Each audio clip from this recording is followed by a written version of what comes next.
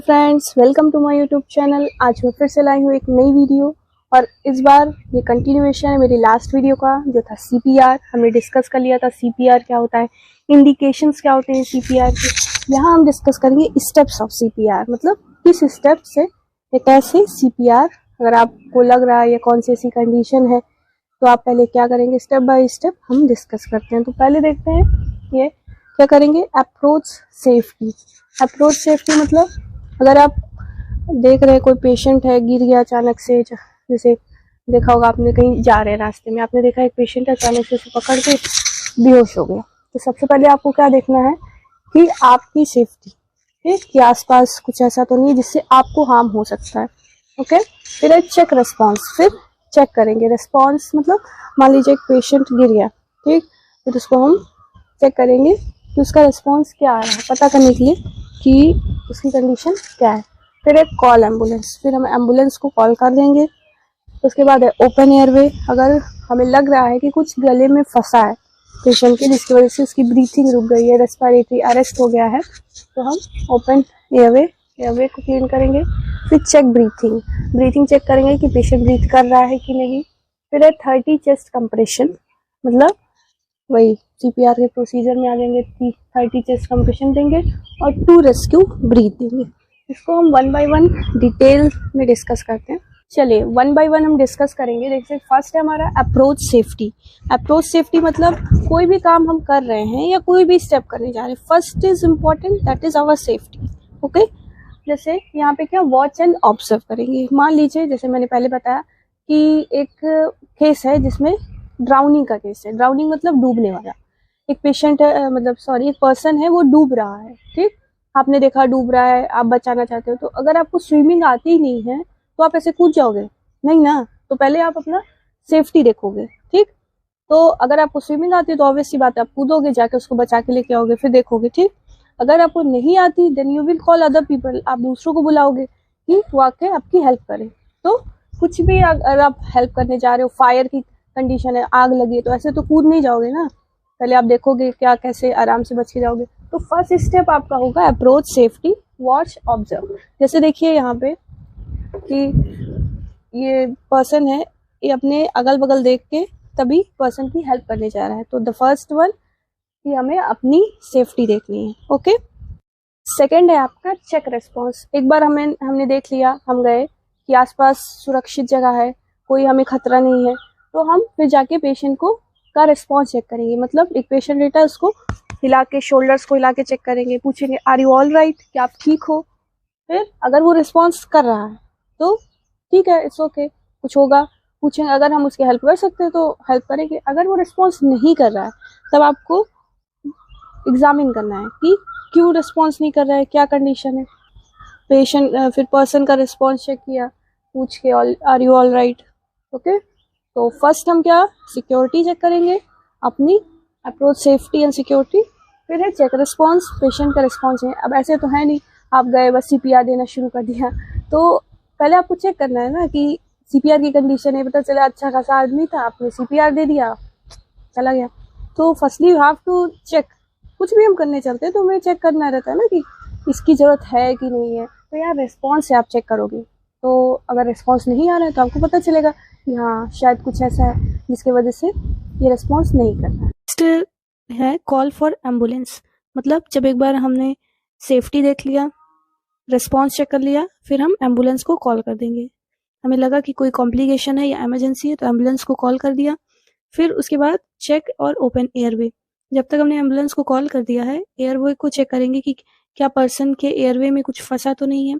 उसको चेक करने के लिए पहले हेड को टिल्ट करेंगे, मतलब थोड़ा सा ऊपर उठाएंगे, फिर देखेंगे कि एयरवे क्लीन है, या जैसे कभी कभी क्या होता है कि पर्सन ने च्युइंगम या कुछ खाया रहता है और वो बेहोश हुआ या उसको कोई दिक्कत हुई और वो चीज़ उसके एयरवे में ऑब्स्ट्रक्शन की तरह काम करेगा या सही से ब्रीथिंग नहीं कर पाएगा, जिससे वजह से रेस्पिरेटरी अरेस्ट भी आ सकता है। तो पहले चेक करेंगे एयरवे को, अगर हमें दिख रहा है कि कुछ फंसा हुआ है तो उसमें फिंगर्स डाल के उसको बाहर निकालेंगे। एक चीज़ हमें ध्यान देना है कि अगर हम देख रहे हैं कि कोई सॉलिड मटेरियल नहीं फंसा है या एयरवे में कुछ नहीं दिख रहा है तो फालतू में उसमें फिंगर नहीं डालेंगे, ठीक है। एक बार एम्बुलेंस को कॉल किया, एयरवे चेक कर लिया, उसके बाद हम ब्रीथिंग चेक करेंगे। ब्रीथिंग चेक करने के लिए हम LLF फॉलो करेंगे, एक नॉर्मल ब्रीथिंग चेक करने के लिए। सबसे पहले open mouth, look at the chest, मुंह को खोल के पर्सन के चेस्ट को देखेंगे कि क्या वो सांस ले रहा है, तो चेस्ट ऊपर नीचे हो रहा है। फिर लिसन द ब्रीथिंग, ब्रीथिंग को सुनने के लिए चेस्ट पे कान लगाएंगे कि वो ब्रीथिंग कर रहा है कि नहीं। फिर है फील द ब्रीथ ऑन चिक, अगर आपको इससे भी नहीं पता चल रहा है तो पर्सन के नाक से जहाँ से वो हवा लेके फिर ब्रीथ आउट करेगा, वहाँ पे अपने चिक्स को, गाल को लेके जाएंगे। अगर वो ब्रीथ आउट कर रहा है या सांस बाहर छोड़ रहा है तो हमें गालों पे पता चलेगा। तो ब्रीथिंग चेक करने के लिए LLF इन चीज़ों का यूज़ कर सकते हैं। हमने जब ब्रीथिंग चेक कर ली, उसके बाद में चेस्ट कंप्रेशन देंगे। चेस्ट कंप्रेशन देने के लिए हमें क्या 30 चेस्ट कंप्रेशन देना है पर्सन को 2 ब्रीथिंग देने के बाद। सबसे पहले उसका एक टेक्निक होता है कि पहले हैंड के पाम को या फिर हील को, पाम के हील को रखेंगे पेशेंट के चेस्ट के मिडिल में। जैसे देखिए, मान लीजिए पेशेंट का चेस्ट है, यहाँ पे हम पाम को रखेंगे और एक हाथ को रखने के बाद उसके ऊपर अपना दूसरा हाथ रखेंगे और फिंगर्स को इंटरलॉक कर लेंगे। जैसे इंटरलॉक कर लिया हमने, फिर चेस्ट कंप्रेशन देंगे। चेस्ट कंप्रेशन का रेट आपका होना चाहिए 100 चेस्ट कंप्रेशन पर मिनट, मतलब इतने रेट से इतनी जल्दी जल्दी करना है कि आप 1 मिनट में 100 चेस्ट कंप्रेशन दे दें। और एक चीज़ ध्यान रखना है, उसकी डेप्थ लगभग 4 से 5 सेंटीमीटर या फिर 1.5 से 2 इंच होना चाहिए। अगर हम बहुत ज़्यादा डीपली करेंगे तो उससे काफ़ी कॉम्प्लिकेशंस हो सकते हैं। और कंप्रेशन इक्वल्स टू रिलैक्सेशन, मतलब जितने टाइम के लिए कंप्रेशन देंगे उतने टाइम के लिए रिलैक्सेशन भी करेंगे। मान लीजिए अगर आपके साथ में 2 रेस्क्यूअर हैं, मतलब अगर आपके साथ में और कोई है तो आप हर 2 मिनट के बाद चेंज कर सकते हैं। मतलब उसके लिए आपको काफ़ी एनर्जी चाहिए कंप्रेशन देने के लिए, जल्दी जल्दी करना है, तो हो सकता है आप टायर हो जाएं या थक जाएं, तो 2 मिनट के बाद आप अपने साथ वाले को दे सकते हैं चेस्ट कंप्रेशन के लिए। ठीक, ये था चेस्ट कंप्रेशन।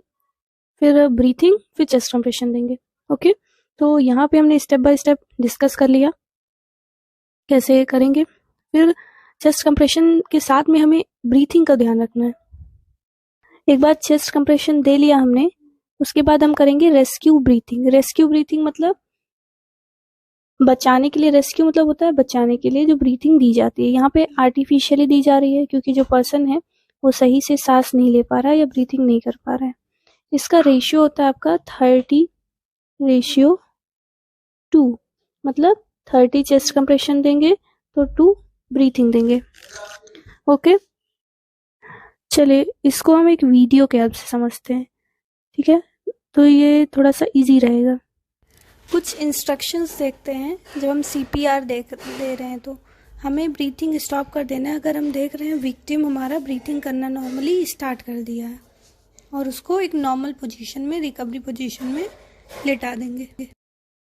चलिए अब डिस्कस करते हैं कॉम्प्लिकेशन ऑफ CPR। कॉम्प्लिकेशंस आपके हो सकते हैं अगर सही से प्रॉपर वे में CPR ना दिया जाए, या बहुत ज़्यादा प्रेशर डाल दिया गया, या गलत साइड पे, गलत जगह पे कंप्रेशन किया जा रहा है। तो चलिए 1 बाय 1 देखते हैं क्या क्या कॉम्प्लिकेशन हो सकते हैं।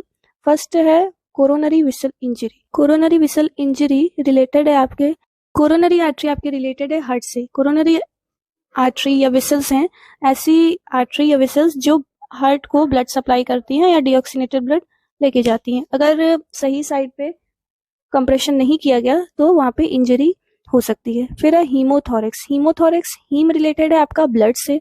हीम वर्ड कहीं भी आएगा इसका मतलब ब्लड। थोरेक्स, हीमोथोरेक्स मतलब आपके चेस्ट कैविटी में या लंग्स में ब्लड भर जाएगा। ये जैसे किसी ब्लड वेसल के रप्चर होने की वजह से या फट जाने की वजह से हो सकता है। फिर है हीमो पेरिकार्डियम। हीमो वही मतलब ब्लड, और पेरिकार्डियम आपकी लेयर होती है हार्ट की। तो ब्लड वेसल रप्चर हुआ या कोई बहुत ज़्यादा ब्लड, बहुत प्रेशर बढ़ गया तो उसकी वजह से हीमो पेरिकार्डियम की कंडीशन या कॉम्प्लिकेशन हो सकती है। फिर है मायोकार्डियल इंजरी। हार्ट के मायोकार्डियम लेयर में इंजरी हो सकती है। स्टर्नम फ्रैक्चर हो सकता है। अगर स्टर्नम पे बहुत ज़्यादा तेज से अगर प्रेशर दिया गया है, चेस्ट कंप्रेशन दिया जा रहा है तो फ्रैक्चर या बोन्स टूट भी सकती है। लीवर इंजरी हो सकती है। अगर प्रेशर को लीवर साइड में या बीच मिड में ना देख के थोड़ा साइड में दिया गया तो लीवर पे अगर प्रेशर पड़ा तो वहाँ पे भी इंजरी हो सकती है।